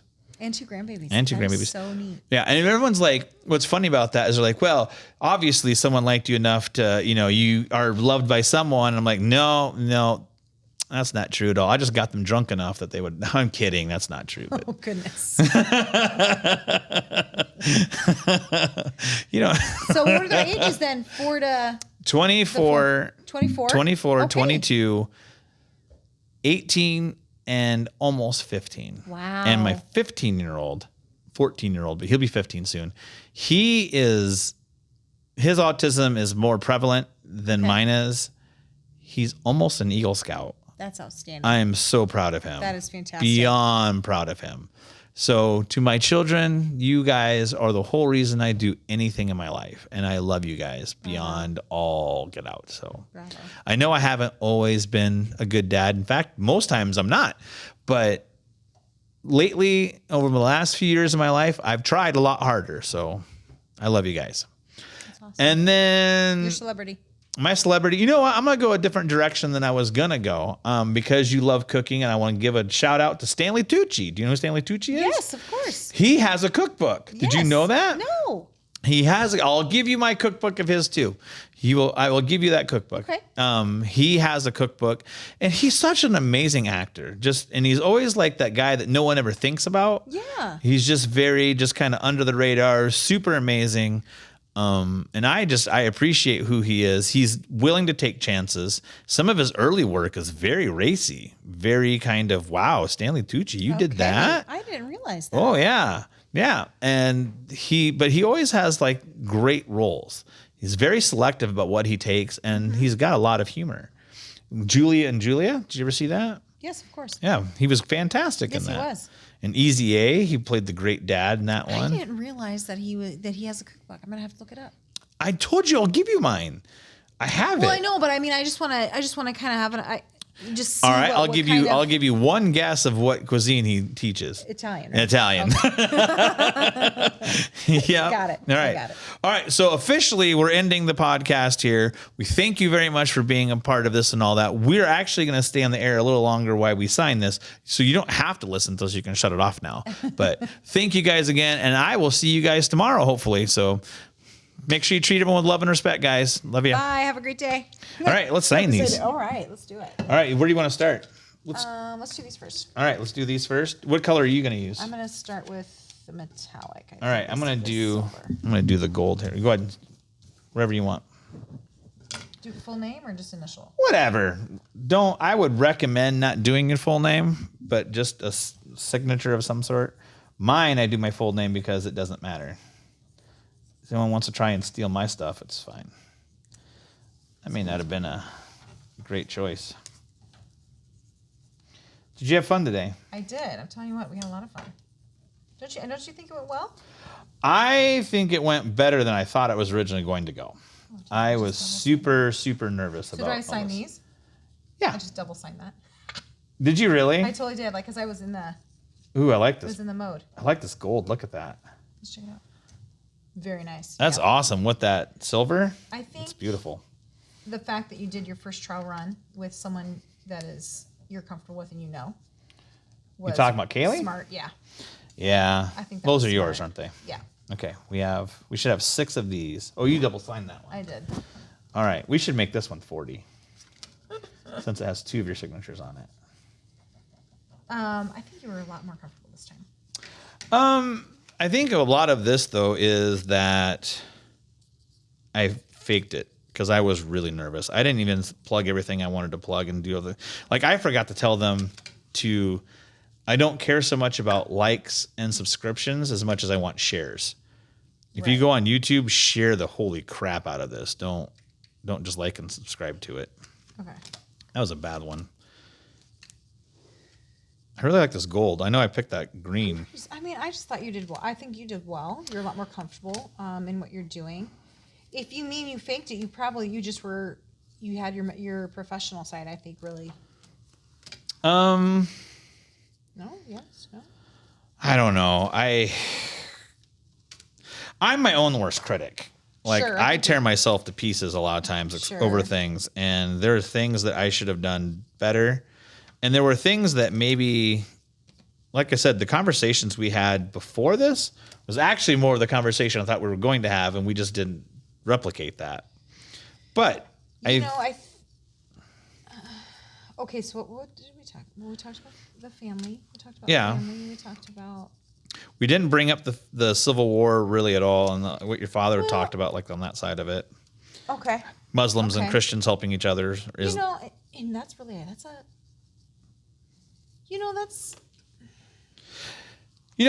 One thing that I find really interesting about religion, and people don't stop to think about this, but 4 of the 5 major religions come from the Middle East. Yeah. Christianity, Judaism, Islam, and then Hindu, all from that same area. Oh, interesting. And they're like, well, the philosophy, and a lot of the philosophies are very similar. Yeah. And a lot of the teachings are very similar. I don't know what the major difference is in Islam. I've never read the Quran. It is on my list of things to do. Same. Actually, I've never read the Quran either. However, I feel that in order to, just like I've studied other faiths, it's important to understand everyone's point of view. So I think the idea of terrorism is only a Muslim person, and that's, in my opinion, I think that's incorrect. That's very short-sighted. That's very short-sighted. I think if you want to come in and sabotage and murder and kill people, but it could be in the name of whatever, it could be for something else. It could be for a political regime. Right. It doesn't necessarily have to be a faith-based reason. Well, and if you look at, if you want to talk about terrorism, JFK was a terrorist act. The fact that we don't know who actually did it, but killing a president in the middle of a street, that's an act of war and terrorism if I ever saw one. Wow, that's interesting. I guess I never thought about it like that. I think about a lot of things like that. This is probably going to get me killed, this podcast. No. Yeah, someone's going to hear something I say, and they're going to meet me outside and be like, you said this, and then they're going to whoop me. All right, which one of those do you like the best? The purple. The purple one? All right, I'm going to set that one off the side. Growing up, and also, when you say you're from a certain country, or, I'm Middle Eastern, that's always been something that people think automatically that I am a certain faith, or I follow a certain religion. And I've never, and I still to this day, it's never been an issue for me because I don't have any ill will towards anything. If anything, I love to hear stories about different faiths, different celebrations they have. Have you ever heard of is it the Celebration of Colors? Is that in the Celebration of, I know the Festival of Lights is a Jewish thing. Not the Festival of Lights. I don't know what in India. And I can't think of it now. It's not coming to me, but it will. I'll look it up. But I mean, it's just a one big, thank you. It's one big celebration. Just one big celebration. And I just think it's so neat. I mean, there's a lot of things in this world that I wish were different. You know, I wish that we could just, why does religion have to be such a thing? You know, just because I believe something, and honestly, I don't believe in anything anymore. I used to. Christianity is one of those things that I studied it for a long time. I was a part of the Christian faith for a really long time, and it had nothing to do with anything more than the people themselves turned me off of it. Isn't that interesting? I mean, I had a fight with someone just recently, and they were like saying some awful things. And then like, I have got to go to church. I have to leave. And my first thought was, I want to know what church you go to because I didn't want to avoid that. If you're the fruit that's being produced, I want nothing to do with it. So. It's interesting. It's interesting that. I mean, it just, there's so much anger and hate and frustration. And some of it's justified and some of it's not. My whole family is cops and police and military. My cousin was the one who was killed in Anamosa. Oh my goodness. Yeah. Yeah. So the whole so when people are like police brutality and police hate people, and I'm like, I know people who are police officers that don't hate anyone based off of your race. They may get mad at you for the things that you do or disagree with choices you're making in your lifestyle, but they don't hate you because of what color you are. You're getting arrested, it's because you did something that you weren't supposed to do. Right. And it's easier. I think a lot of people have a hard time with accountability. It's easier to blame someone else for what happened to you than to actually say, I screwed up. Yeah. I had a hard time with that for a long time. I have 4 kids by 4 different people. The only person who's responsible for that is me. I did that. And I was really angry. Like, I was mad at the state of Iowa for a long time. Partly because a couple of those kids were like, the moms kept them away from me. And I wasn't a good person. I admit that. It wasn't because of that, but I wanted to see my kids. I wanted to see my son. I wanted to know he was okay. I wanted to be a part of his life, and nobody would help me in that. And so until he reconnected with me, I didn't have any updates or anything and didn't know how he was doing. So accountability and responsibility is something that people lack these days. And it's so much easier to blame someone else for what's going on around you than to actually say, I screwed up. You know, isn't that the truth? I hear what you're saying, and to know and talk to you today, I would never think of anything else other than someone who's just trying to make a difference. That's all I'm trying to do, man. So kudos to you. Well, thank you. I appreciate that. Thank you. You were a delightful guest. Thank you. It was fun. I'm glad you had a good time. To say I was nervous, I'm not saying I was nervous. My main goal was I really want this show to be just keep moving and be full of fun things. And then when you're like, yeah, I want to make sure it's light, and that was like my main focus. Oh, well. And bring heartfelt and warm memories and just conversation to the table, because that's what will attract more people too. Yeah. Well, I'm glad that you were the first person. Thank you. This was a lot of fun. Shut all this off Thank you. now. Oh, 1 hour, 58 minutes, 28 seconds. Dude.